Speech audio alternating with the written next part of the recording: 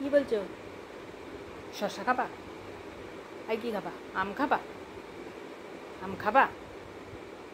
হ্যাঁ, আগে তো আম একদমই খেতে চাইতো না, এবছরে একটু একটু খাচ্ছে, মাঝে মাঝে অল্প অল্প দিচ্ছি, এবছরে একটু খাচ্ছে, এবছরে খিদেটা একটু বেশি পাচ্ছে।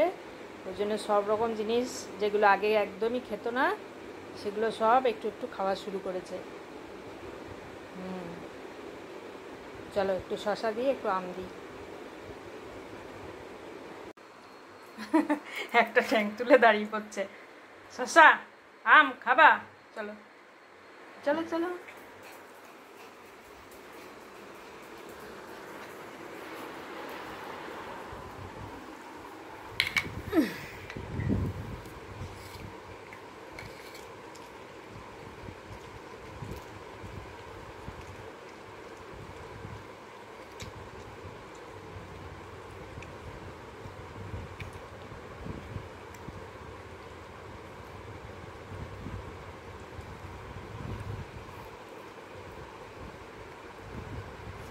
পাটির মধ্যে কিছুতেই খাবে না, টুক করে নিচে নামিয়ে দেবে। দেখো, আমটা দিলাম, এবার শসাটাকে রেখে দিচ্ছি। আমটাকে খাচ্ছ?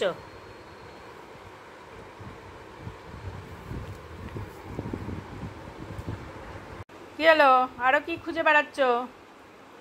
আর একটু চাই? আম দেবো? আর একটু আম দেবো? ওরে বাবা, তাকাচ্ছে রান্নাঘরের দিকে, দেখো ওখানে আছে কিনা।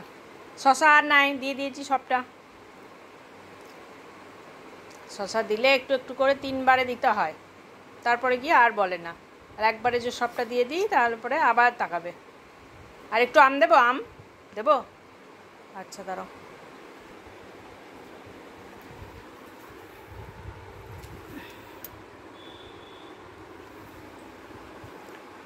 আমটা এবারে ভালো লাগছে, এবারে খাচ্ছে। গত বছরও ছিল, ভালো আম ছিল, কিন্তু একদম খেত না। দেখো একবারে শেষ।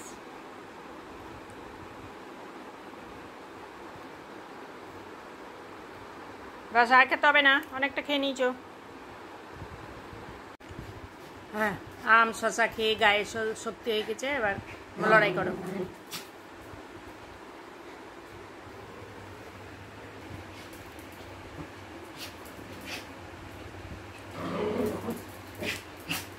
এখন তো ঘুমানোর টাইম তোমার।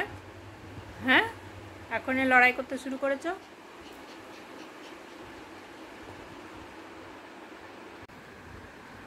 ওই তো জিভের ডগাতে, ঠোঁটের ইয়ের কাছে জল টুপ করে গড়িয়ে আসছে। হ্যাঁ, কি ব্যাপার? হ্যাঁ, অত লোভ কেন তোমার? ড্রপ হয়ে ঝুলছে।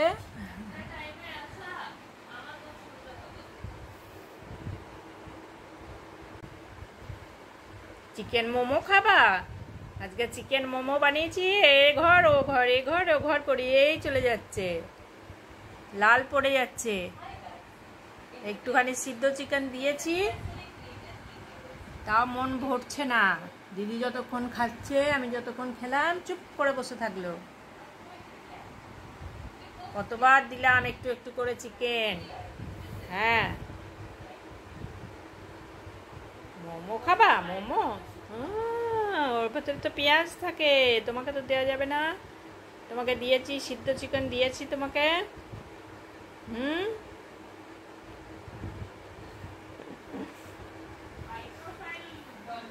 দেখি দেখি দেখি, কই এই দেখো, এই দেখো, এবার চাচ্ছে। সেটা চললেই এই যে টুক করে যাবে, গিয়ে দরজাটা ঠেলা দিয়ে খুলে দেবে, বসবে। দেখো, আধখানা এদিকে আধখানা ওদিকে, যাতে দরজাটা বন্ধ করতে না পারে। যতবার বন্ধ করছি ততবার এসে খুলে দিচ্ছে। টুক করে গিয়ে ওখানে শুয়ে পড়ছে। এই দুষ্টু, ভিতরে গিয়েছো, ভিতরে ওখানে কুশনটা দিয়েছি, ওখানে উঠে শুলে লাগিয়ে দেওয়া হচ্ছে, তা শুবে না। দরজায় মুখ বাড়িয়েই শুতে হবে ওকে। দেখছে দেখো আবার। হ্যাঁ, যাও কুশনায় সব, যাও।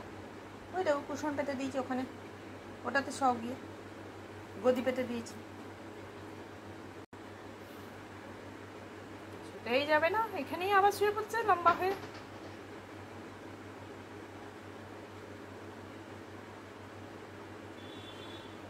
আর একটু পিছিয়ে শুলেও পারে, ঠিক মাপ করে শুবে, মাপ যোগ করে একদম। দেখো দরজাটাকে বন্ধ করা যাবে, এমন করে শুয়ে আছে।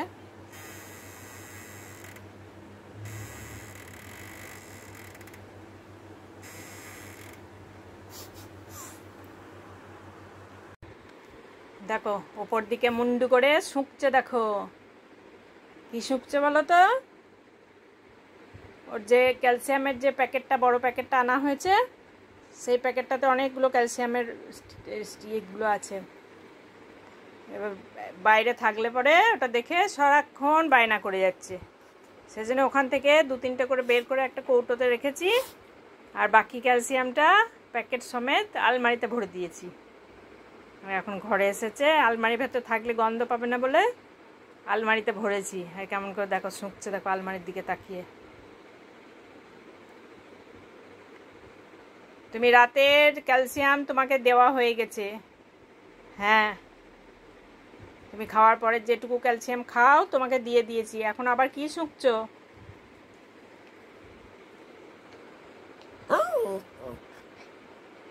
আজকে কৌটোর যেটা ছিল সেটা শেষ হয়ে গেছে, এখান থেকে তাড়াতাড়ি করে তখন বের করেছি যাতে দেখতে না পায়।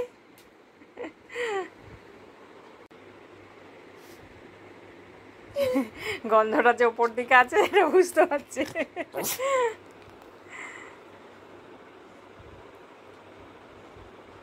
কি রে, ক্যালসিয়াম তুই খেয়েছিস তো, আবার কেন, আবার কেন চাইছো, আবার কেন গন্ধ শুকছো ক্যালসিয়ামের? জিপলক প্যাকেটে আছে, জিপলকটা মনে হয় ভালো করে লাগানো হয়নি, ওর জন্য গন্ধটা বেরিয়ে গেছে।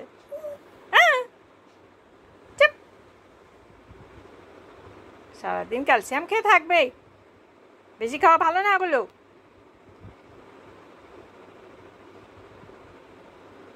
ঘুমাও, এবার সারা রাত ঘুম আসবে না, এখান থেকে সরাতে হবে এবার।